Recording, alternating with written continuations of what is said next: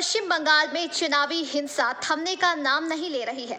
अलीपुरद्वार में चुनाव खत्म होने के बाद भी हिंसा का मामला सामने आया है, जिससे पूरे इलाके में आतंक का माहौल बना हुआ है। भारतीय जनता पार्टी युवा मोर्चा के महासचिव विश्वजीत विश्वास के घर पर असामाजिक तत्वों ने बुधवार रात अचानक से हमला कर दिया और मारपीट शुरू कर दी। बदमाशों ने सिर्फ विश्वजीत को ही नहीं पीटा है, बल्कि उनकी मां, भाई, भगनी को बुरी तरह से पीटा है। गंभीर रूप से घायल 3 लोगों को अलीपुरद्वार जिला अस्पताल में भर्ती कराया गया। अस्पताल सूत्रों से मिली जानकारी के अनुसार घायलों में से एक की स्थिति काफी गंभीर बनी हुई है। अलीपुरद्वार जिले के 15 नंबर वार्ड सुभाष पल्ली में हुई इस घटना के बाद स्थानीय लोग काफी आतंकित हैं। स्थानीय लोगों का मानना है कि यह पार्टीगत हिंसा है। किसी पार्टी के सदस्यों ने ही बीजेपी के युवा मोर्चा महासचिव पर हमला किया है। चुनावी हिंसा को लेकर बदनाम बंगाल में हिंसा से सभी चिंतित हैं। सभी लोग का कहना है कि आखिर बंगाल में हिंसा का दौर कब थमेगा। दूसरी तरफ बदमाशों ने सिर्फ विश्वजीत विश्वास के घर पर ही नहीं हमला किया है, बल्कि उन्होंने उनके परिवार वालों को धमकी भी दी है। अगर कोई भी व्यक्ति उनसे संपर्क में आता है तो उसकी भी पिटाई की जाएगी। बदमाशों द्वारा धमकी दी गई है कि वे विश्वजीत की नेतागिरी पूरी तरीके से खत्म करवा देगी। इन संबंध में अलीपुरद्वार थाने में प्राथमिक दर्ज कराई गई है। पुलिस पूरे मामले की जांच में जुट गई है, लेकिन इस हमले पर एक बार फिर से बड़ा सवाल खड़ा कर दिया है कि आखिर बंगाल में यह क्या हो रहा है। राज्य में हिंसा का दौर कब थमेगा। আমি ভাবছি 2 ঘন্টা পরে রিপোর্ট দিলে মা বাড়িতে ঘুরে আসার পর দেখি কি মামাকে ওরা মারতেছে। তো আমি আটকাতে গেছি। আটকাতে যাওয়ার পরে ওর বউ আমার পনায় না, তোমার বউ আমার চুল লেগে ধরছে আর ওর বড় মেয়েটা পিছন দিয়ে এসে হামলা করছে। আর পনায় আমি মামাকে ধরতে গেছি, ও আমার বাজে জায়গায় করে মারছে, বাজে বুকের মধ্যে মারছে, ফালাই দিছে, ফালাই দিয়ে বুকের বুড়িয়ে দিছে, ফালাই দিয়ে বুকের বুড়িয়ে মারছে।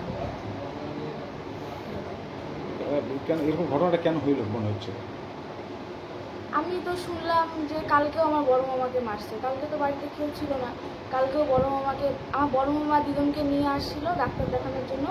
তো তখন ওরা বাঁধের উপরে উঠবে, তখনই ওরা ব্যাগ ঠ্যাগ সব ফেলাই দেয়। পাড়ার প্রতিবেশী শুনলাম, আমি জানি ব্যাগ ঠ্যাগ ফেলাই দিয়েছে। বাজে ভাবে গালি দিতেছিল দিদনকে বলতেছিল যে ঠ্যাং ভেঙে দিব, বাজে বাজে ধরনের গালি দিতেছিল।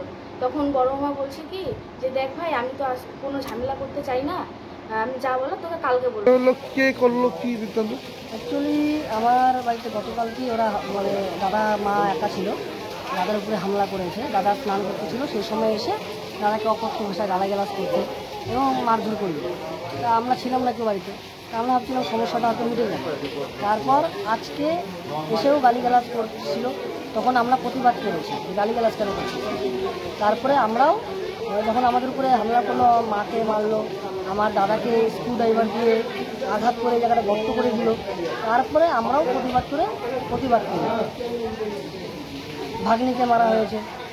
এখন কি বলবো, কেন এই যে করার কারণ কি আছে? কারণ কি আছে, এরা হচ্ছে দুষ্কৃতী। এরা হচ্ছে আমাদেরকে এরা আবার বলতেছিল যে নেতা হতে দেবো না, এখানে নেতাগিরি ছুটিয়ে দেয়।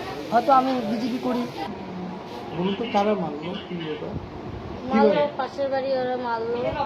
ওরা আগে ওরকম পরশুদিনকেও মারছে ছেলেটাকে, কালকেও আবার মারছে, আজকেও ওইরকম মারছে। চাকু দিয়ে ইয়ে করছে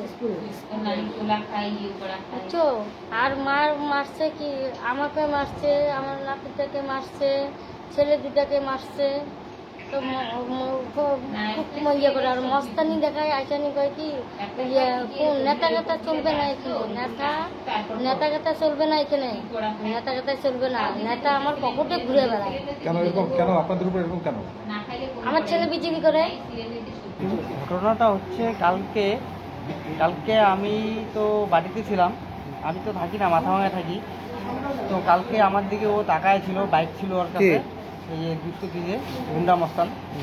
তো ও বাইক নিয়ে রেস করতেছে আর আমার দিকে তাকায় বড় বড় চাপ বলে খাইয়ে ফেলায়। তো কালকে আমি এইটুকুই বলছি, কি আছে তুই আমার দিকে টাকা, কি আমাকে রূপ জ্বালাচ্ছে? এই কথা বলার পরে ও বাড়ি থেকে এইখানে আসছে। ওই মস্তানি বাইক করে দিব, হ্যাঁ ওইরকম মস্তানি আমার 4-5টা পকেটে থাকে, ঠিক আছে। তারপরে মাকে আমি আর মা বাচ্চা রেখেছে যাবো, মার চোখে এসে আমাকে বান্ধে উঠতে দেয় না, 2-3 বার করে আমাকে মারছে। তারপরে হ্যাঁ কি দিয়ে? ড্রাইভার এইখানে গাড়ির চাবি দিয়ে এইখানে এই যে রক্তপথ হয়েছিল কালকে। স্ক্রুড্রাইভার? না, গাড়ির চাবি দিয়ে ওইটাই। আজকে তো স্কুটার মারছে, কালকে গাড়ির চাবি দিয়ে মারছে। তারপরে আমি 2 বার বের হওয়ার পরে আবার বাড়িতে আসছি। বাড়িতে আসার পরে বেরিয়েছি, আবার আমার পিছনে গাড়ি তাড়া করে আবার ওখানে যেয়ে মারছে, মাকে ধাক্কা মারছে। আজকে ওইখানটায় বসে আছে মারা। ওরা বলতেছে যে বাড়ি যেয়ে চিল্লা, এখানে চিল্লাস না, পরে খারাপ। Bureau report PBTV news.